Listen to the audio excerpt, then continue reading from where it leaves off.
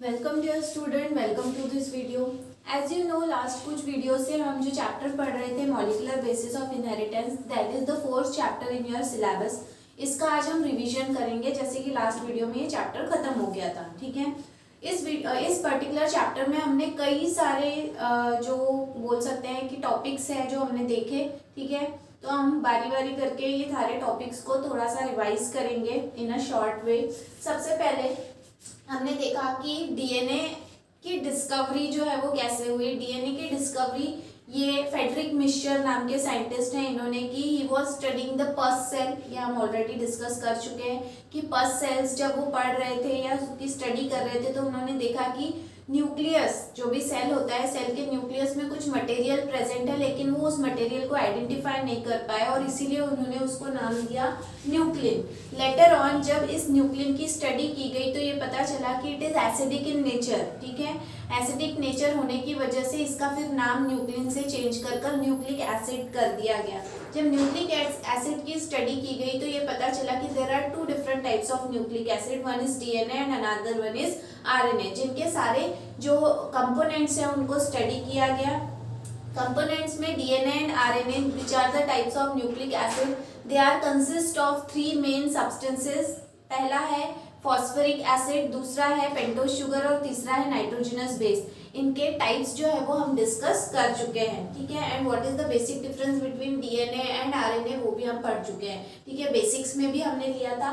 Then इसके बाद में the genetic material is a DNA. अब डीएनए ही जेनेटिक मटेरियल की तरह काम करता है, ये प्रूव करने के लिए बहुत सारे एक्सपेरिमेंट्स परफॉर्म किए गए और इन एक्सपेरिमेंट्स में से 3 एक्सपेरिमेंट्स जो हैं जो आपके सिलेबस में इंक्लूड किए गए हैं। सबसे पहला और फॉरमोस्ट एक्सपेरिमेंट जो आपके सिलेबस में इंक्लूड किया गया है, that is the experiment performed by Griffith. Griffith का जो एक्सपेरिमेंट है, it was on the bacteria which causes pneumonia. Pneumonia cause करने वाले बैक्टीरिया जो है, आप डिप्लोकोकस निमोनी या फिर स्ट्रेप्टोकोकस निमोनी, ये दोनों ही जो टाइप हैं ये ऐसे बैक्टीरिया हैं जो निमोनिया कॉज करते हैं मैमल्स में। इनको जब वो स्टडी कर रहे थे, ग्रिफिथ जब इसकी स्टडी कर रहे थे तो उन्होंने ये बैक्टीरिया जो है वो माउस में इंजेक्ट किया। माउस में जब इन्होंने इंजेक्ट किया तो इन्होंने देखा कि एक माउस जब इंजेक्ट करने के बाद में वो माउस उसे निमोनिया हुआ और वो मर गया, और एक ऐसा भी बैक्टीरिया था जब उसको इंजेक्ट किया तो माउस को कुछ भी नहीं हुआ और वो जिंदा था। इससे उन्होंने डिसाइड किया कि जो भी ये बैक्टीरिया है ये 2 स्ट्रेन में आता है। एक जिसके आजू बाजू कैप्सूल होता है जिसको कैप्सुलेटेड या फिर स्मूथ टाइप कहा गया, और दूसरा जो नॉन कैप्सुलेटेड होता है जिसे रफ टाइप कहा गया। ठीक है, इस तरह से ग्रिफिथ ने जो है वो बारी बारी करके ये दोनों ही टाइप इंजेक्ट किए। एक एस टाइप जब इंजेक्ट किया तो माउस मर गया, उससे उन्होंने कंक्लूजन निकाला कि एस टाइप जो है ये वायरुलेंट है, और आर टाइप जब इंजेक्ट किया तो माउस जिंदा रहा, उससे उन्होंने ये कंक्लूजन निकाला कि आर टाइप जो है वो नॉन पैथोजेनिक है। इसके बाद में उन्होंने थर्ड स्टेप में किया कि जो भी एस टाइप बैक्टीरिया था उसे पहले हीटिंग इफेक्ट दिया जिसकी वजह से ये बैक्टीरिया मर गया, और फिर उस हीट किल्ड बैक्टीरिया को माउस में इंजेक्ट किया। द माउस वॉज अलाइव, उसे कोई कुछ भी नहीं हुआ और वो जिंदा था। बट नेक्स्ट टाइम उन्होंने किया कि आर टाइप बैक्टीरिया और एस टाइप बैक्टीरिया जो हीट किल्ड था उसका कॉम्बिनेशन माउस में इंजेक्ट किया, लेकिन अकॉर्डिंग टू लॉजिक माउस जिंदा रहना चाहिए था बट माउस जो है वो मर गया। इससे उन्होंने ये कंक्लूजन निकाला कि कुछ तो ऐसा था, there was something which was transferred from heat killed S type bacteria to R type bacteria. लेकिन वो कौन सा फैक्टर था, ये वो फैक्टर ग्रिफिथ एक्सप्लेन नहीं कर पाए। ऑल्दो उनका ये एक्सपेरिमेंट कहीं पर भी ये प्रूव नहीं करता कि वो सब्सटेंस डीएनए था, या डीएनए के बारे में कोई भी जानकारी उनके एक्सपेरिमेंट में दी नहीं गई है, बट स्टिल इसको प्रीकर्सर एक्सपेरिमेंट माना गया है जो कहीं ना कहीं हमें क्लू देता है कि कुछ तो ऐसा है जो एक ऑर्गेनिज्म से दूसरे ऑर्गेनिज्म में ट्रांसफर होता है। इसी एक्सपेरिमेंट को कैरी फॉरवर्ड किया फिर बाद में अवेरी, मैकार्टी एंड मैकलॉड ने। ठीक है, इनके एक्सपेरिमेंट में उन्होंने heat killed S type bacteria के अलग अलग कंपोनेंट्स को फाइंड आउट किया और ये जांचने की कोशिश की कि कौन से कंपोनेंट के कांटेक्ट में आने की वजह से आर टाइप बैक्टीरिया जो एक नॉन वायरुलेंट बैक्टीरिया था वो वायरुलेंट बैक्टीरिया बन गया। ठीक है, इससे उन्होंने ये सारी चीजों में उन्होंने प्रोटीन, कार्बोहाइड्रेट और डीएनए को एक्सट्रैक्ट आउट किया था। प्रोटीन और कार्बोहाइड्रेट में there was no change in R type bacteria, but जब वो डीएनए के कांटेक्ट में आया, तो डीएनए के कांटेक्ट में आने के बाद में R type bacteria was converted into S type bacteria. इसको कंफर्म करने के लिए उन्होंने एंडोन्यूक्लियस एंजाइम का भी इस्तेमाल किया, और एंडोन्यूक्लियस एंजाइम जब ऐड करने के बाद में उन्होंने देखा कि जो भी आर टाइप बैक्टीरिया था उसमें कुछ भी चेंज नहीं था। इससे ये प्रूव हो गया कि जब डीएनए जो है वो प्योर फॉर्म में अगर आर टाइप बैक्टीरिया के कांटेक्ट में आता है तो आर टाइप बैक्टीरिया जो है वो नॉन वायरुलेंट से वायरुलेंट बन जाएगा, ठीक है। लेकिन बहुत सारे साइंटिस्ट थे जो उनके इस एक्सपेरिमेंट या एक्सप्लेनेशन से बिल्कुल भी सेटिस्फाइड नहीं थे, इसीलिए उनके एक्सपेरिमेंट को फेल कर दिया गया या फेल प्रूव किया गया। Lastly the experiment which was performed by Hershey and chase was finally accepted by other scientist. उन्होंने अपना पूरा एक्सपेरिमेंट जो है वो बैक्टीरियोफेज वायरस के ऊपर कैरी आउट किया था। बैक्टीरियोफेज वायरस में उन्होंने 2 अलग अलग कंपोनेंट यूज किए थे। एक वायरस में उन्होंने रेडियो एक्टिव फॉस्फोरस यूज किया और दूसरे में रेडियो एक्टिव सल्फर यूज किया। फॉस्फोरस इसलिए क्योंकि phosphorus is involve in the formation of DNA molecule, while sulphur इसलिए क्योंकि sulphur is involve in the process of formation of protein. और जैसे कि हम पहले भी डिस्कस कर चुके हैं कि बैक्टीरियोफेज वायरस जिसका टेडपोल लाइक स्ट्रक्चर होता है, तो इसमें ये दोनों ही फैक्टर पाए जाते हैं। प्रोटीन से उसका आउटर कवर बनता है और अंदर में जो जेनेटिक मटेरियल होता है that is made up of either DNA और आरएनए, मतलब न्यूक्लिक एसिड होता है। और डीएनए और आरएनए दोनों ही के फॉर्मेशन में फॉस्फोरिक एसिड यूज होता है, ठीक है। इसके बाद में हर्शे एंड चेज ने जब दोनों ही जो वायरसेस हैं, एक के पास में रेडियो एक्टिव फॉस्फोरस और दूसरे के पास में रेडियो एक्टिव सल्फर, इसको जब बैक्टीरिया को इन्फेक्ट करने दिया और इन्फेक्शन के बाद में जब उन्होंने रेडियो एक्टिव वेव के थ्रू जो है वो पता करने की कोशिश की, तो उन्होंने देखा कि रेडियो एक्टिव फॉस्फोरस के साथ में जो वायरस था, बैक्टीरियोफेज वायरस था, उसने अपना जेनेटिक मटेरियल मतलब जो भी न्यूक्लिक एसिड जो अंदर है वो सेल में ट्रांसफर किया है, किसके, बैक्टीरिया के। वहीं इन case of radio active sulphur इस तरह का कुछ भी नजर नहीं आया। इससे उन्होंने ये प्रूव किया कि न्यूक्लिक एसिड वो सब्सटेंस है, आइदर इट में भी डीएनए और आरएनए, न्यूक्लिक एसिड वो सब्सटेंस है जो एक ऑर्गेनिज्म से दूसरे ऑर्गेनिज्म में ट्रांसफर होता है। और इस तरह से हर्शे और चेज के एक्सपेरिमेंट को सक्सेसफुली एक्सेप्ट किया गया, ठीक है। इसके बाद में नेक्स्ट टॉपिक हमने देखा था that is DNA packaging. DNA packaging की क्या जरूरत है, क्योंकि जो भी सेल है और न्यूक्लियस है जिसके अंदर में डीएनए रहता है, ये डीएनए का साइज बहुत ज्यादा बड़ा है as compare to the size of the nucleus. इसीलिए इट बिकम्स वेरी नेसेसरी कि इतने छोटे से बॉक्स में इतने बड़े डीएनए को प्रॉपरली एडजस्ट करना, और इसीलिए पैकेजिंग ऑफ डीएनए की जरूरत होती है। पैकेजिंग ऑफ डीएनए में हमने 2 टाइप देखे, एक देखा इन प्रोकैरियोटिक सेल और दूसरा देखा इन यूकैरियोटिक सेल।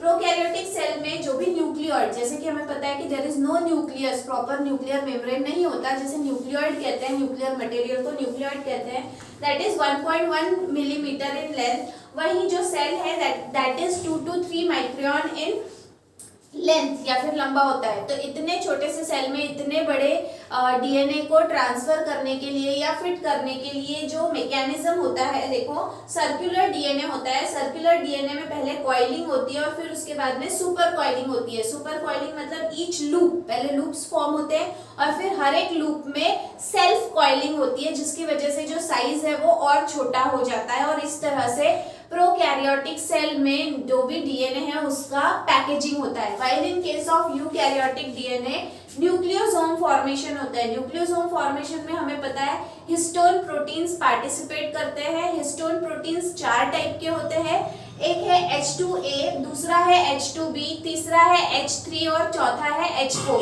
इन चारों के अलावा H1 हिस्टोन प्रोटीन भी पार्टिसिपेट करता है। लेकिन ये जो 4 हिस्टोन प्रोटीन्स हैं वो 2-2 की संख्या में प्रेजेंट रहते हैं और 8 मिलकर एक सर्कुलर बॉल लाइक स्ट्रक्चर बनाते हैं जिसे ऑक्टेमर कहते हैं। जब ये ऑक्टेमर फॉर्म करते हैं, अब जो भी हिस्टोन प्रोटीन्स हैं ये पॉजिटिवली चार्ज सब्सटेंसेस हैं, वही डीएनए एक नेगेटिवली चार्ज सब्सटेंस है। डीएनए जो है वो पॉजिटिवली चार्ज हिस्टोन प्रोटीन की तरफ अट्रैक्ट होता है और अट्रैक्शन की वजह से वो वहां पर जो है वो कॉइलिंग तैयार करने लगता है। यहाँ पे कॉइलिंग जो है वो पूरी एक कॉइलिंग पूरी होती है और जो दूसरी कॉइलिंग है वो 3/4 कॉइलिंग होती है, ठीक है, मतलब आधे से ज्यादा कॉइलिंग होती है। अब H1 हिस्टोन प्रोटीन का का काम क्या है, जहां से कॉइलिंग शुरू हो रही है और जहां पे कॉइलिंग खत्म हो रही है, ऐसे एंड को क्लिप करना, वहां पे उस एंड को बंद कर देना ताकि वो कॉइलिंग खुले ना।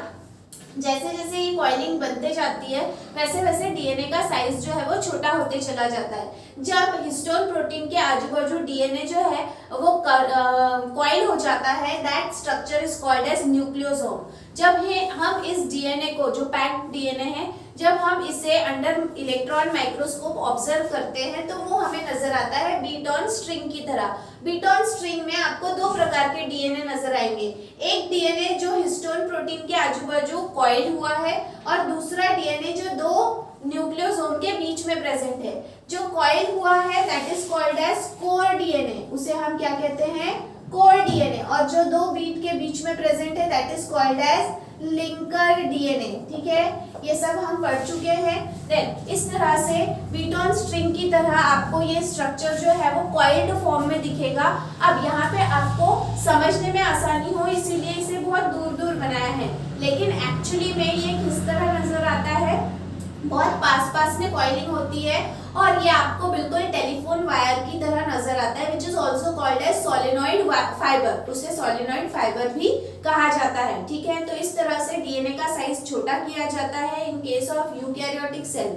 नाउ ये तो हो गया कि जब सेल रेस्ट फेज में है, लेकिन जब यूकैरियोटिक सेल में सेल डिवीजन होता है तो सिर्फ हिस्टोन प्रोटीन काफी नहीं होते इस डीएनए मॉलिक्यूल को कवर करने के लिए या पैक करने के लिए, इसलिए उन्हें कुछ और भी, जब वो इंटरफेज में होता है, प्रोफेज, मेटाफेज, एनाफेज, तब लगातार जो है वो क्रोमोसोम का साइज, शेप, स्ट्रक्चर चेंज होता है और उस चेंजिंग स्ट्रक्चर को होल्ड करके रखने के लिए, पैक करके रखने के लिए कुछ और भी प्रोटीन्स की आवश्यकता होती है और उन प्रोटीन्स को कहा जाता है non histone chromosomal protein which are used at the advance stage. ठीक है, देन जो भी क्रोमोसोम्स फॉर्म होते हैं, ये क्रोमोसोम्स को जब आप कलरिंग करोगे तो आपको दिखाई देगा कि क्रोमोसोम का कुछ हिस्सा है जो ज्यादा कलर एब्जॉर्ब कर रहा है और कुछ है जो कम कलर एब्जॉर्ब कर रहा है। जो ज्यादा कलर एब्जॉर्ब करेगा वो डार्क कलर का नजर आता है और जो कम कलर एब्जॉर्ब करता है वो लाइट कलर का नजर आता है। जो डार्क कलर के हिस्से हैं उन्हें हेटेरोक्रोमैटिन कहा जाता है और जो लोग मतलब लाइट कलर के हिस्से हैं उन्हें यूक्रोमैटिन कहा जाता है। हेटेरोक्रोमैटिन वाले जो हिस्से हैं इनके पास में डीएनए कंटेंट तो बहुत सारा होता है लेकिन इसका ट्रांसक्रिप्शन नहीं होता, इसीलिए हेटेरोक्रोमैटिन वाले जो हिस्से हैं वो मतलब बोल सकते हैं कि they are transcriptionally less active या फिर ट्रांसक्रिप्शनली नॉन एक्टिव। वहीं यूक्रोमैटिन वाला जो हिस्सा है वहां पे डीएनए कंटेंट हेटेरोक्रोमैटिन के कंपैरिजन में कम होता है, लेकिन ट्रांसक्रिप्शन के लिए ये डीएनए हमेशा, मतलब डीएनए का ये हिस्सा हमेशा रेडी होता है, इसीलिए यूक्रोमैटिन वाला हिस्सा जो है इसे कहा जाता है कि it is transcriptionally more active. ठीक है, तो ये था पैकेजिंग ऑफ डीएनए के बारे में। इसके बाद में हमने देखा था डीएनए रेप्लिकेशन, कैसे डीएनए की कॉपी बनाई जाती है और वो जो कॉपी बन रही है उसमें एक स्ट्रैंड पुराना होता है और एक स्ट्रैंड नया होता है। इसी वजह से इस पूरे प्रोसेस को सेमी कंजर्वेटिव कहा गया है। Semi conservative type of replication जब हमने देखा था तो हमने देखा था कि ये स्टेप वाइज मैनर में कैरी आउट होने वाली प्रोसेस है। There are various steps and each and every step is catalysed with the help of enzyme, मतलब हर एक स्टेप को कैरी आउट करने के लिए एंजाइम्स की आवश्यकता होती है। ठीक है, इसके बाद में कुछ एक्सपेरिमेंटल प्रूफ भी हमने देखे थे। एक्सपेरिमेंटल प्रूफ जो है इसमें स्थाल और मैथ्यू नाम के जो साइंटिस्ट है इन्होंने लाइट नाइट्रोजन का आइसोट्रोप दैट इज N14 और हैवी नाइट्रोजन का आइसोट्रोप N15 का इस्तेमाल करके बैक्टीरिया में ये जो भी आइसोट्रोप्स है इनको ऐड किया और फिर बैक्टीरियल कल्चर को वहां पे ग्रो किया। जब ये दोनों का कॉम्बिनेशन उन्होंने किया तो उन्होंने देखा कि जो नेक्स्ट जनरेशन बन रही है उसमें जो डीएनए है उसका एक स्ट्रैंड N14 से बना हुआ है और एक स्ट्रैंड N15 से बना हुआ है। ये प्रूफ करता है कि जो भी डीएनए रेप्लिकेशन की प्रक्रिया है ये सेमी कंजर्वेटिव है, जिसमें एक स्ट्रैंड पुराना और एक स्ट्रैंड नया होता है। ठीक है, देन इसके बाद में प्रोटीन सिंथेसिस की प्रोसेस जिसमें हमने सेंट्रल डोग्मा देखा। सेंट्रल डोग्मा की पूरी प्रोसेस आपको, मतलब सेंट्रल डोग्मा आपको अंदाजा दिलाता है कि प्रोटीन सिंथेसिस में क्या होता है। डीएनए से लेकर इंफॉर्मेशन एमआरएनए बनता है, the process is called as transcription. MRNA एक कोड लैंग्वेज में तैयार होता है, उस कोड लैंग्वेज को डिकोड कर कर प्रोटीन बनाया जाता है, the process is called as translation. Basically हम कहें तो प्रोटीन सिंथेसिस जो है ये दो बड़ी स्टेप में कैरी आउट होने वाली प्रोसेस है, एक है ट्रांसक्रिप्शन और दूसरा है ट्रांसलेशन। ये दोनों ही प्रोसेस हम डिटेल में पढ़ चुके हैं। देन इसके बाद में इसी से जुड़ा हुआ है जेनेटिक कोड। जेनेटिक कोड में ये बताया गया है कि देयर वर डिफरेंट साइंटिस्ट जिन्होंने ये फाइंड आउट किया कि जो भी mRNA फॉर्म होता है इसके ऊपर जो कोड लैंग्वेज है वो 3 न्यूक्लियोटाइड से मिलकर बनी हुई है, जिसे हम एक कोडॉन कहते हैं। टोटल नंबर ऑफ कोडॉन 64 है, ठीक है, to code 20 different types of amino acid. लेकिन 64 में से अगर हम 3 को माइनस कर दें, 3 इसलिए क्योंकि 3 जो है वो स्टॉप कोडॉन होते हैं और इनके पास में कोई अमीनो एसिड से रिलेटेड इंफॉर्मेशन नहीं होती। मतलब 61 ऐसे कोडॉन्स हैं जिनके पास में अमीनो एसिड रिलेटेड इंफॉर्मेशन होती है, वहीं 3 ऐसे कोडॉन्स हैं जिनके पास में कोई जानकारी नहीं होती। तो इस तरह से जेनेटिक कोड एक्सप्लेन किया गया है। इसमें सबसे बड़ा कंट्रीब्यूशन अगर हम बोले from India, doctor Hargobind Khorana जिन्होंने आर्टिफिशियल mRNA तैयार किया और कोड लैंग्वेज क्या होती है ये एक्सप्लेन किया, और इसके लिए उन्हें नोबेल प्राइज भी दिया गया। इसके अलावा और भी बहुत सारे साइंटिस्ट हैं, लेकिन जो इंडियन साइंटिस्ट हैं इनके बारे में ज़्यादा बताया जा रहा है यहाँ पे। क्यों? क्योंकि हम इंडियंस हैं और इंडियन सिलेबस में ये इंक्लूड करने की वजह से ये हमारे लिए बहुत ही बोल सकते हैं हम कि प्राउड वाली बात है कि हमारे यहाँ के भी साइंटिस्ट इसमें इन्वॉल्व थे, ठीक है। देन इसके बाद में हमने इसके कई सारे कैरेक्टरिस्टिक्स भी देखे जेनेटिक कोड के कि क्या खास बात है। देन इसके बाद में gene regulation was studied with the help of lack-operon model. Lack-operon model Jacob और मोनोड नाम के साइंटिस्ट ने एक्सप्लेन किया है। ड्यूरिंग देयर एक्सप्लेनेशन उन्होंने ये एक्सप्लेन किया कि अगर सेल के पास में ग्लूकोज अवेलेबल नहीं है तो लैक्टोज का कैसे इस्तेमाल किया जाएगा, और अगर ग्लूकोज अवेलेबल है तो फिर लैक्टोज का ब्रेकडाउन करने के लिए जो एंजाइम्स जरूरी हैं वो कैसे नहीं बनाए जाएंगे, ठीक है। तो सबसे पहले अगर यहाँ पे पहले केस में अगर हम देखें तो यहाँ पर देखो प्रमोटर, जिसे P से डिनोट किया गया है, प्रमोटर का काम क्या है? प्रोसेस को प्रोसीड करना। प्रमोटर जो है वो इंफॉर्मेशन देता है रेगुलेटरी जीन को। रेगुलेटरी जीन जो है वो रिप्रेसर प्रोटीन बनाता है, ठीक है। ये क्या बनाता है? रिप्रेसर प्रोटीन बनाता है। रिप्रेसर प्रोटीन का काम है कि वो ऑपरेटर को जाके बाइंड कर लेता है, जिसकी वजह से Z, Y और A फॉर्म नहीं होंगे। Z, Y और A क्या है? Z जो है वो बीटा गैलेक्टोसाइडेज बनाने के लिए इस्तेमाल होता है, परमीएज के लिए Y और ट्रांस एसिटिलेज के लिए A।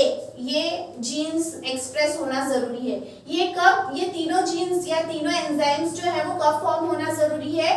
To break down the lactose molecule. लेकिन अगर सेल में ग्लूकोज अवेलेबल है तो ये तीनों एंजाइम की आवश्यकता नहीं है, मतलब Z, Y और A को एक्सप्रेस होना नहीं है। तो ऐसे समय में रिप्रेसर प्रोटीन ऑपरेटर को क्या करेगा? बाइंड करेगा। लेकिन अगर सेल में लैक्टोज अवेलेबल है और ग्लूकोज अवेलेबल नहीं है तो ऐसे केस में प्रमोटर प्रोसेस शुरू करेगा, रेगुलेटर जीन को मैसेज देगा तो वो रिप्रेसर प्रोटीन बनाएगा। लेकिन जो ऑलरेडी सेल में प्रेजेंट लैक्टोज है वो इस रिप्रेसर प्रोटीन को बाइंड कर लेगा, जिसे क्या कहा गया है? इंड्यूसर कहा गया है। That is called as what? Inducer. ये इंड्यूसर जो है वो रिप्रेसर प्रोटीन को वहीं बाइंड कर लेगा, जिसकी वजह से ऑपरेटर क्या रहेगा? ओपन रहेगा, और फिर वो बारी बारी करके Z, Y और A को एक्सप्रेस करेगा, जिसकी मदद से लैक्टोज मॉलिक्यूल ब्रेक होगा। तो यहाँ पे as per the availability and requirement of the cell, यहाँ पे कौन से जीन कब एक्सप्रेस होने वाले हैं ये पूरी तरह से रिप्रेसर प्रोटीन और ऑपरेटर और इंड्यूसर की एक्टिविटी के ऊपर डिपेंड करता है। देन इसके बाद में हमने नेक्स्ट पोर्शन देखा इस चैप्टर का, that was genomics. Genomics is the branch of biology which deals with the study of genome. Genome is nothing but it is the collection of genes present on the DNA. ठीक है, ये सारी चीजें हम देख चुके हैं। इसके बाद में हमने देखा human genome project. Human genome project 1990 में स्टार्ट हुआ था और 2003 में कंप्लीट हो गया। ये एक मल्टीनेशनल प्रोजेक्ट था जिसके द्वारा ह्यूमन के डीएनए के ऊपर कितने नंबर ऑफ जीन्स प्रेजेंट है, कहाँ कहाँ पे प्रेजेंट है, उनका उनका क्या सीक्वेंस है और उनका क्या फंक्शन है ये फाइंड आउट किया गया। ना सिर्फ ह्यूमन बीइंग का बल्कि इसी चीज को स्टैंडर्डाइज मानते हुए कई और भी दूसरे ऑर्गेनिजम्स हैं जैसे कि माउस, ड्रोसोफिला या फिर बीज, इनके भी जो इकोलाई बैक्टीरिया, इनके भी जीनोम को जो है वो मैप किया गया ताकि ह्यूमंस के साथ में उनका क्या रिलेशन है या क्या सिमिलैरिटी है कंपैरिजन करने के लिए और भी ऑर्गेनिजम्स के जीनोम को प्रोजेक्ट किया गया। और भी दूसरे ऑर्गेनिजम्स हैं जिनके जीनोम को प्रोजेक्ट करने के बारे में या फाइंड आउट करने के बारे में सोचा जा रहा है। ठीक है, देन इसके बाद में डीएनए फिंगरप्रिंटिंग। डीएनए फिंगरप्रिंटिंग का हमने what is DNA fingerprinting, what is DNA profiling और उसके स्टेप्स भी हमने देखे। उसके बाद में हमने उनके एप्लीकेशंस भी देखे जैसे कि फॉरेंसिक साइंस है या फिर पेरेंटेज डिस्प्यूट है या फिर आपको इवोल्यूशनरी हिस्ट्री पता करना है, इवोल्यूशन पता करना है, इसके लिए इसका एप्लीकेशन होता है। इसके बाद में हमने ये भी देखा कि इंडिया में फादर ऑफ डीएनए फिंगरप्रिंटिंग किन्हें कहा गया है, he was doctor Lalji Singh. ना सिर्फ इन्होंने डीएनए फिंगरप्रिंटिंग को इंडिया में इंट्रोड्यूस किया बल्कि इसके अलावा इसे फैसिलिटेट करने के लिए कई सारी फैसिलिटीज, लेबोरेटरीज और बहुत सारे सेंटर्स भी खोले हैं जिसके तहत बहुत सारे प्लांट्स, एनिमल्स और ऑर्गेनिजम्स जो है इनका डीएनए फिंगरप्रिंटिंग करके एंडेंजर्ड ऑर्गेनिजम्स और प्लांट्स को बचाया गया, कंजर्व किया जाता है और इनके जो डीएनए है इनका प्रोफाइलिंग किया जाता है। तो इस तरह से इस चैप्टर में बहुत सारा कुछ था जो हमने देखा। तो इस तरह से ये चैप्टर यहाँ पे खत्म होता है। नेक्स्ट वीडियो में हम कोई और दूसरे चैप्टर के बारे में बात करेंगे। तो आज के लिए इतना ही। Till then, thank you very much.